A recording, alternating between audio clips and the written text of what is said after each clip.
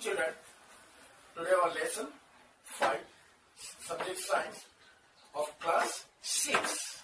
The topic is separation of substances.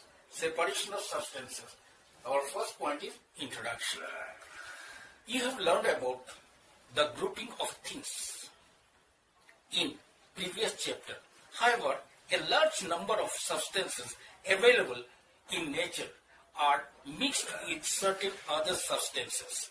Thus, in order to use them, we separate them by various methods. Following examples will illustrate the above statement.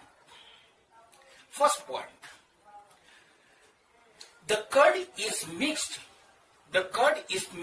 with water and then churned with a wooden churner for some time. Due to churning, the butter separated out from curd and floats up. See figure 5.1.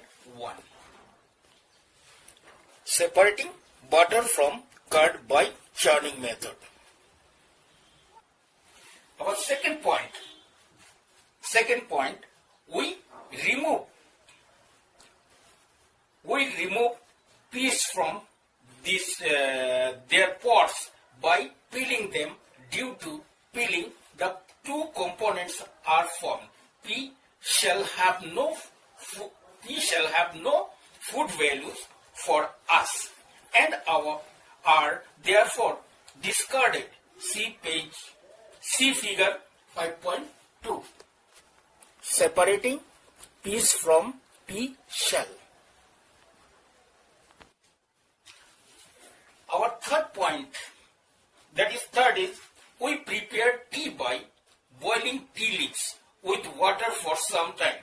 In order to drink tea, we pass this boiled mixture through a strainer.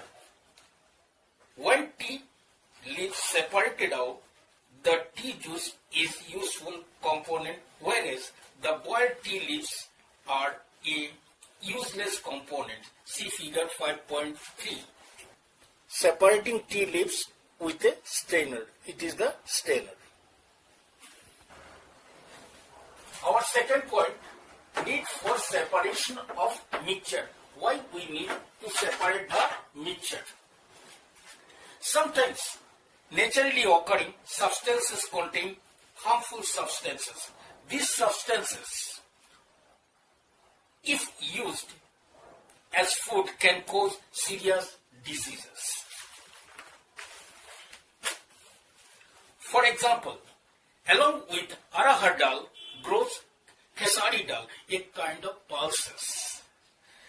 The kesari dal can cause paralysis if consumed for a long time. Similarly, sometimes mustard oil may contain argemone oil. The argemone oil can cause nervous disorder. So separation is very much essential. Our third point is method of separation of mixture.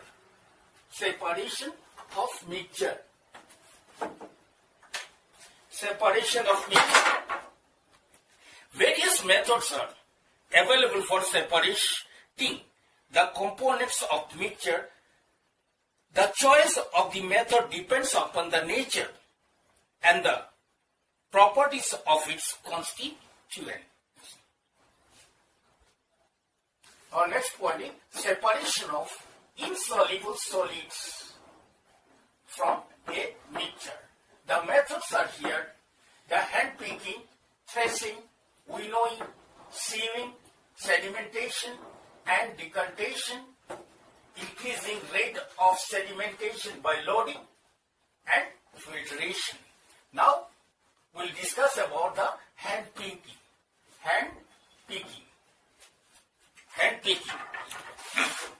Hand picking is usually done to separate undesirable substances such as small pebbles, dirt from wheat, rice, and pulses. See figure 5.48 page 5.51 is the hand picking, that is removing the unwanted things from the food. Second point is threshing. The process used to separate grain from the stalk is called threshing. See figure 5.5. Removing the grain from the stalk. You must have been bundle of paddy, rice, wheat stalk lying in the field after harvesting the crops. These stalks are dried in the sun. After that, stalks are spread on the ground and bullocks are made to move around it in a circle. This turns free the grains. See the figure 5.6. That is, the bullock is moving around and from the grain is removed from the stalk. Our next point is winnowing. Winnowing, this method is generally used by the farmers to separate husk from the grain. A farmer allows the mixture of grains and husk to fall down from a height. Due to the differences in their densities, the grains which is heavier falls down vertically and form a heap, while the husk being lighter is carried away by wind and make separate heap of husk. See figure 5.7 at page 552. Winnowing, here it is the grain and here is the husk. Our next point is sieving. This method is used to separate the components of a mixture which are of different size. For example, undesirable materials are separated from the grains by using sieve. Wheat flour is separated through the sieve so as to remove the cuff. See the picture 5.8. This sieving, removing the unwanted materials. Next is sedimentation and decantation. Sedimentation and decantation. This method is based on the principle of different densities of two components of mixture. Sedimentation, the process of settling down of heavier insoluble particles in a mixture of water and insoluble substances is called sedimentation. See figure 5.9. Settle down of unwanted materials is called sedimentation. Now the decantation. The process of transferring the clean liquid after sedimentation without disturbing sediment, insoluble heavy particles is called the decantation. See figure 5.9. Removing the clean water is called decantation. Next point is increasing rate of sedimentation, that is by loading process. The process of increasing the rate of sedimentation in suspensions by adding some chemicals is called loading. In order to increase the rate of sedimentation, alum, that is the fitkiri, we used to say fitkiri, is added to the water. The alum helps the clay particles in water to combine with each other.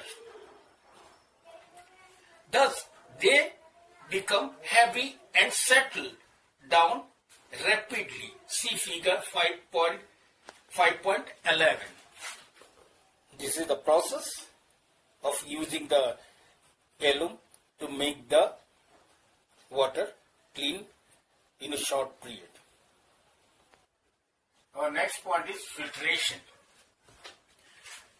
Filtration, the process of separating the insoluble and suspended solid of various sizes from a liquid using filter is called a filtration.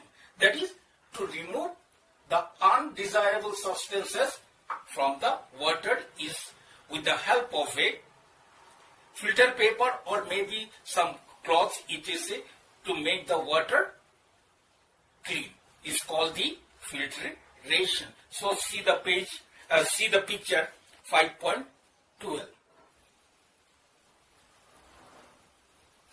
Completed fourth point. Now we are in fifth point, separation of soluble solid from mixture.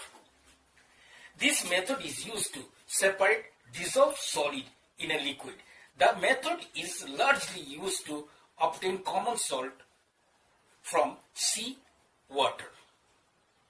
The process of converting a liquid into its vapor by heating it below the boiling point of the liquid is called evaporation. See the figure 5.14 and 5.15. In this figure, that is due to heat, the water is evaporated and the solid part will remain on the pan. The second figure, the water is evaporated due to the sun heat and salt remain behind. Our next point is, can water dissolve any amount of soluble substances? If can water dissolve? So we have learned in the previous chapter that certain substances dissolve in water to form this solution. Now we must see what happens when more and more of soluble substances is dissolved in a fixed amount of water. The solution so obtained when washing soda stops dissolving in a fixed amount of water is called saturated solution. Saturated solution.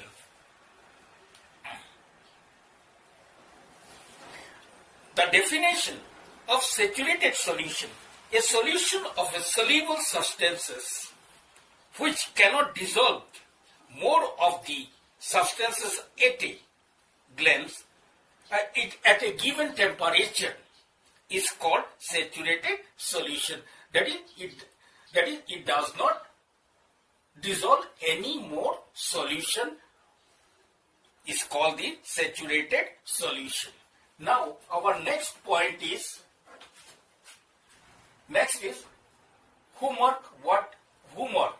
Write all the key words at book page 59 as your homework. With this, our lesson number 5 is over. Thank you.